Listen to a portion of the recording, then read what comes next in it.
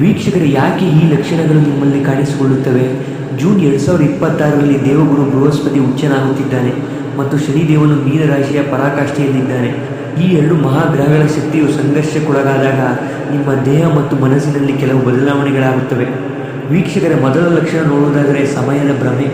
ನಿಮಗೆ ಕೆಲಸ ಮಾಡಲು ಸಮಯ ಸಾಲುತ್ತಿಲ್ಲ ಅನಿಸುವುದು ಅಥವಾ ಇದ್ದಕ್ಕಿದ್ದಂತೆ ಸಮಯ ನಿಂತು ಹೋದಂತೆ ಭಾಸವಾಗುವುದು, ಇದು ನಿಮ್ಮ ಜಾತಕದ 8ನೇ ಮತ್ತು 12ನೇ ಮನೆಗಳು ಆಕ್ಟಿವೇಟ್ ಆಗುತ್ತಿವೆ ಎಂಬುದರ ಲಕ್ಷಣ.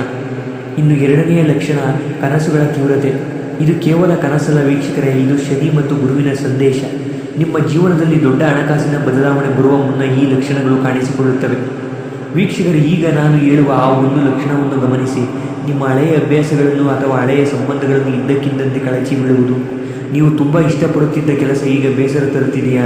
ನೀವು ನಂಬಿದ್ದ ವ್ಯಕ್ತಿಗಳು ನಿಮ್ಮಿಂದ ದೂರವಾಗುತ್ತಿದ್ದಾರಾ? ಇದನ್ನು ನೋಡಿ ಹೆದರಬೇಡಿ.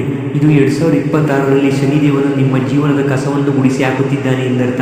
ವೀಕ್ಷಕರ, ಬ್ರಹ್ಮಾಂಡವು ನಿಮಗೆ ಹೊಸ ಜಾಗವನ್ನು ಸೃಷ್ಟಿ ಮಾಡಿಕೊಡ್ತಿದೆ. ಯಾರ ಜೀವನದಲ್ಲಿ ಈ ಒಂಟಿತನ ಅಥವಾ ಬದಲಾವಣೆಯ ಹಸಿವು ಕಾಣಿಸಿಕೊಳ್ಳುತ್ತಿದೆಯೋ ಅವರು ಈ 2026ರ ಅಂತ್ಯಕ್ಕೆ ಶ್ರೀಮಂತರಾಗುವ ಅಥವಾ ದೊಡ್ಡ ಯಶಸ್ಸು ಕಾಣುವ ಮೊದಲ ಲಕ್ಷಣವಿದು.